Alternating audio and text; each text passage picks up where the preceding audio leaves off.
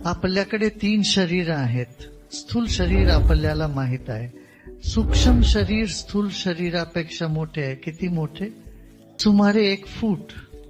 सूक्ष्म शरीर इतके मोठे आहे. आपल्या छाप सूक्ष्म शरीरात आहेत.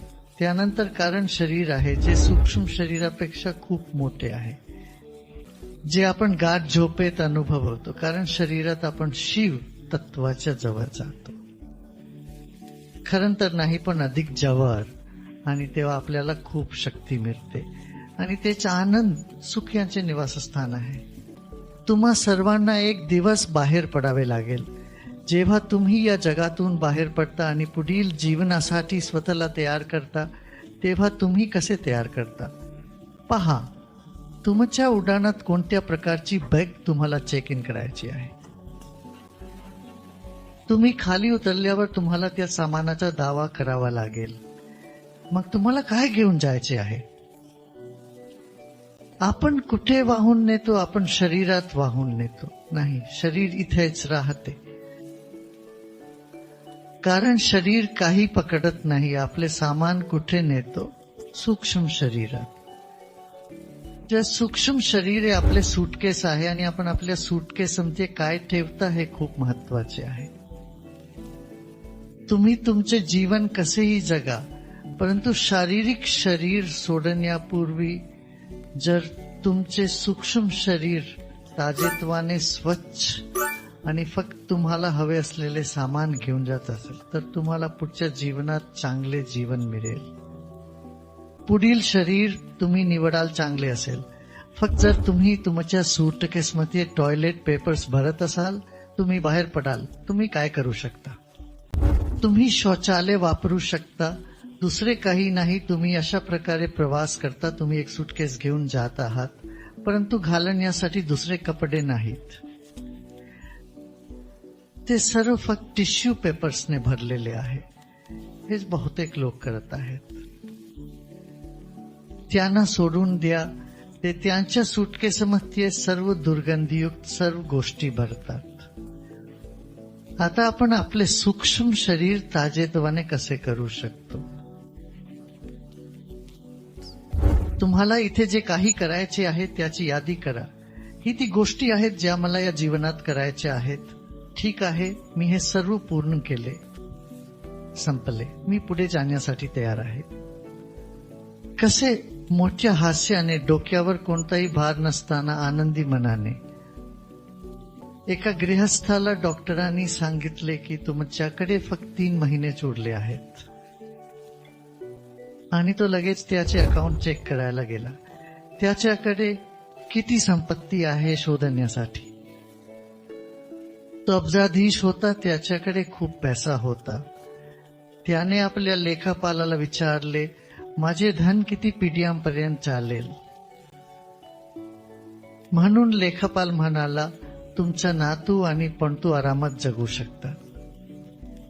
जरी त्यांनी $1 ही कमावला नाही तरी ते आपले जीवन आनंदाने जगू शकतात. हे ऐकून तो माणूस दुःखी झाला. मी विचारले, काय झाले? मी म्हटले, तुमच्याकडे पुरेसा पैसा आहे. तुम्ही तुमच्या मुलांसाठी पुरेसा पैसा सोडत आहात. नाही, मग 5व्या पिढीबद्दल काय? मी आता माझ्या 5व्या पिढीबद्दल चिंतित आहे. माझे नातू पणतूंची मुले ते काय करतील? आता मला व्यस्त राहावे लागेल. मला आता काम करावे लागेल. अंतहीन. जेव्हा तुम्हाला खरोखर काय हवे आहे हे माहीत नसते, तुम्ही काय करत आहात हे कळत नाही, तेव्हा तुम्ही तर्काच्या पलीकडील दुःखात अडकता. तुम्हाला वाटतं तुम्ही सगळ्यांची काळजी नेहमीचे घेणार आहात. नाही, इथे जागे व्हा आणि शिव तत्व पहा. एक मोठे तत्व आहे जे सगळ्यांची आणि सगळ्या गोष्टींची काळजी घेत आहे. ही ती मोठी शक्ती आहे जी तुमच्या माध्यमातून तुमच्या मुलांना जगात आणते. ते तुमचे आहेत, उच्च शक्तीचे. जरी तुम्ही नसाल, तुमची मुले सांभाळली जातील, तुमची नातवंडे सांभाळली जातील, त्यांची नातवंडे सांभाळली जातील. तुम्हाला काही मन शांती देत नाही का? आता तुम्ही तुमची गरज असलेली कामे, तुमचे हक्क आणि कर्तव्य पूर्ण करा आणि मग विश्वास ठेवा की फक्त चांगलेच होईल. तेच होते. तिसरे म्हणजे प्रत्येक जण आपले स्वतःचे कर्म, आपले स्वतःचे ओझे घेऊन आलेला आहे आणि ते कर्म असेपर्यंत तिथेच राहतील आणि ते कार्य करेल. कर्म कार्यरत आहे. कधी कधी तुम्ही काही करू शकत नाही, कधी कधी आणि बहुतेक वेळा. म्हणून याबाबत मजबूत राहा. मग या भौतिक जीवनाच्या पलीकडे तुमचे जीवन पहा. तुम्ही येथे अनेक वेळा आलेले आहात. तुम्ही इथे लाखो वेळा जन्म घेतला. तुम्हाला हे सर्व नातेसंबंध मिळाले आहेत. तुम्ही निघून गेला आहात. देवाचे आभार, तुला त्यापैकी काही आठवत नाही. फक्त कल्पना कर, तुला अचानक आठवते की ओटावामध्ये तुझ्याकडे एक मोठे घर आहे. तू अपार्टमेंटमध्ये राहतोस. तुम्ही म्हणाल, हे देव, माझ्या सर्व जीवनाच्या बचतीत मी ओटावा येथे तो विशाल सुंदर वाडा बांधला. आता मी एका लहान अपार्टमेंटमध्ये आहे आणि तुम्हाला शांत झोप येत नाही. मी तुम्हाला सांगतो की निसर्गाला कर्म व्यक्त करण्याचा एक अनोखा मार्ग आहे. त्यामुळे जेव्हा आपण पाहतो तेव्हा हे जाणून घ्या, हे सर्व कर्म आहे.